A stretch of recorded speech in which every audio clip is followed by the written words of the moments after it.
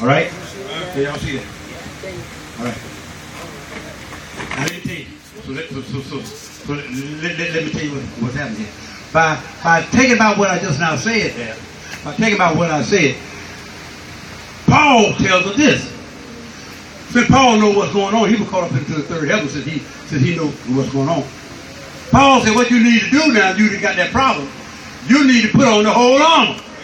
Because the warfare see, Satan is the prince of the air. And now the warfare going on between earth and heaven. Satan in between. And what Paul is trying to get across is you in a warfare, put on the whole armor.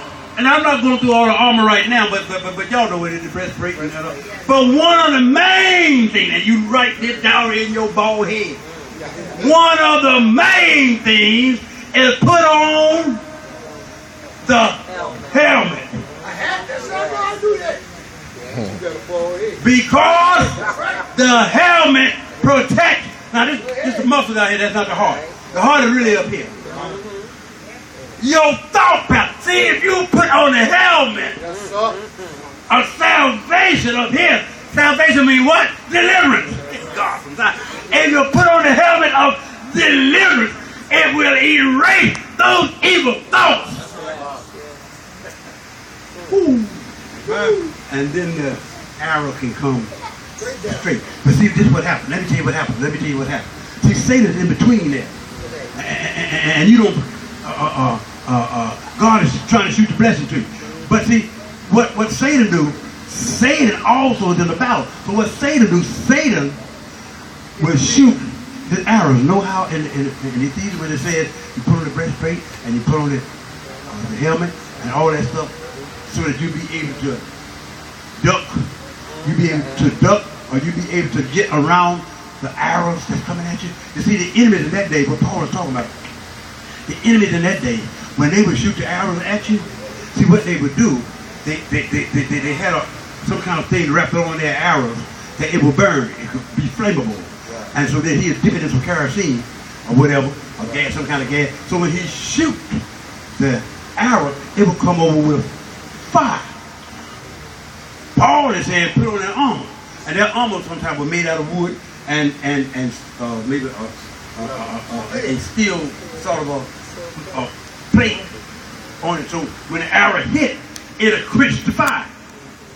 See, if it's close, it'll catch on fire. But on the steel, it won't catch on fire. Are y'all following? So when they dip it in the arrow in the gasoline or whatever, and shoot it over there towards you, if you got on the breastplate, but it hit you, the fire will quench because it don't have nothing to light onto. Satan knows that a lot of us do not have on our armor. And so when Satan realized that you ain't got the armor on because, and the reason why you ain't got the armor, y'all hear me? The reason why you ain't got the armor on because you ain't got the helmet on. If you had the helmet on, you would be thinking straight. You would have the armor because the helmet would tell you, put on all your stuff. But since you ain't got the head straight, the tail don't know which way to go. Are you hearing me? So Satan knows that, are you following? Since the average church person, they have the helmet on, when Satan get ready to shoot his arrow, he dips it in unbelief. His arrow, and before he shoot it, he dip it in the bucket of unbelief. Are you hearing me? Now when that, come on now. No, when the arrow coming, what he got on there? Unbelief. I don't believe God gonna work this thing out for me. God ain't working. And guess what unbelief is? Doubt. But more than doubt. Unbelief is a little bit more than doubt. It's distrust. And by being distrust, Satan don't want y'all to hit his head. It means disobedience. Good. That's right. Disobedience. See that arrow coming over? That dipped. And because you disobedient, you out of the way with no armor on, no protection. Are y'all following? Because disbelief is on the fight. And that kills your answer from God and to deal with you. Because first of all, God cannot deal with you because you got what? Disbelief. Which is disobedience. So if you're disobedient, you ain't in God's channel. How come God ain't answered my prayer? Well, look at your evil thoughts. Don't your evil thoughts move you out from under? Come on, y'all. Because your evil thoughts, your thoughts should be loving and kindness, but your evil thoughts move you out of the blessing way with your disbelief, unbelief, which makes you be disobedient.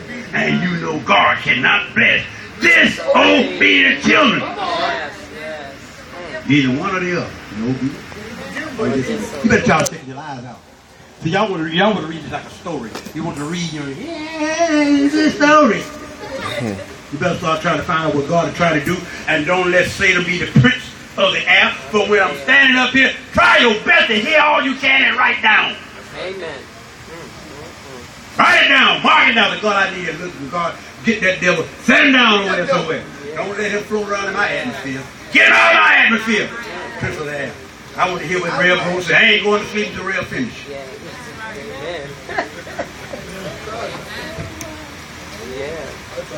All right. He says, fifth verse. Harden, he said, my beloved brothers, have God not chose the poor of this world, rich in faith, and heirs of the kingdom which he has promised to them that love him? He said, you need to listen, brother. Every now and then I heard Dante say it upstairs in office. Dante said, you know what, I just love Faith Tabernacle. I hear a few of y'all say that. He said, I said, why Dante? He said, guess what? He said, the things that I hear, what y'all be telling me, he said, I already know. He said, but I need somebody to stir it up. You see, a pot of greens, it'll burn if you don't never stir it up. All I'm saying, you already know it. But you need to listen and let me prick your heart. Let me do it.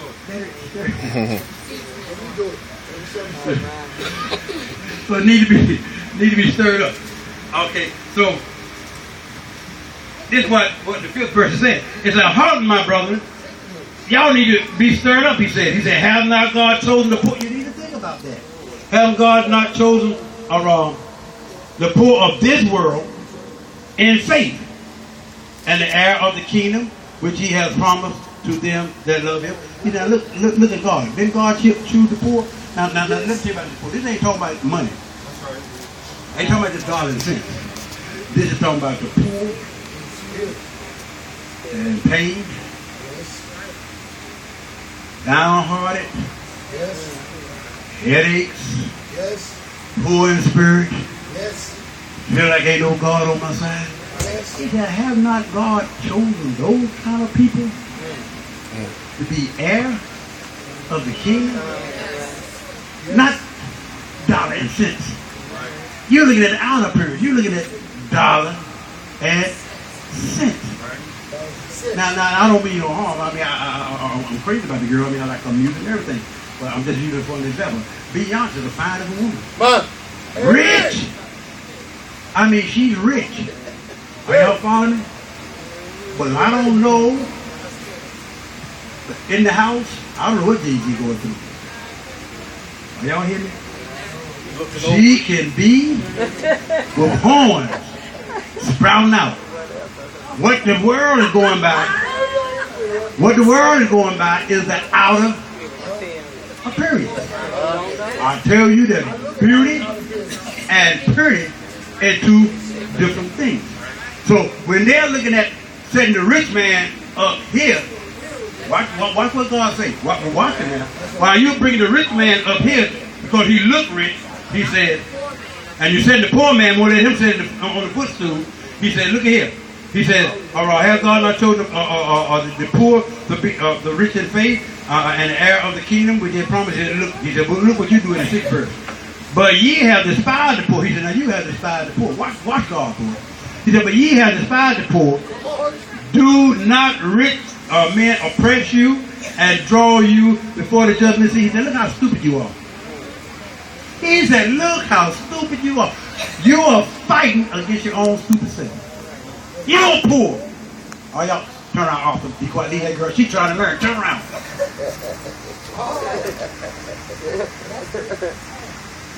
It says, you are poor. Are y'all understanding? Yeah, but this is what you do. You bring up the rich man. Now y'all got to get the picture of this thing here. You bring the rich man up and you treat him, you level him up here with God. He says, pay attention, brethren. He said, but ye despise the poor. You despise yourself. You're the poor. Do not the rich oppress you. See, if you were rich, you wouldn't be oppressed. You stupid idiot.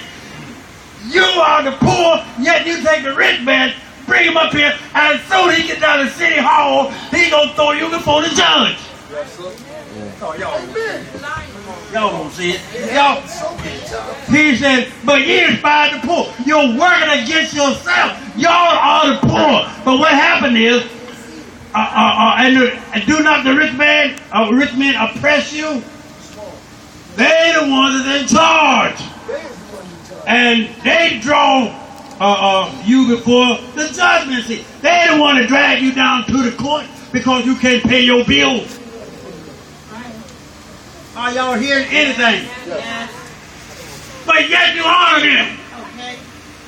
You promote him. He didn't want to make the law to stand on your head.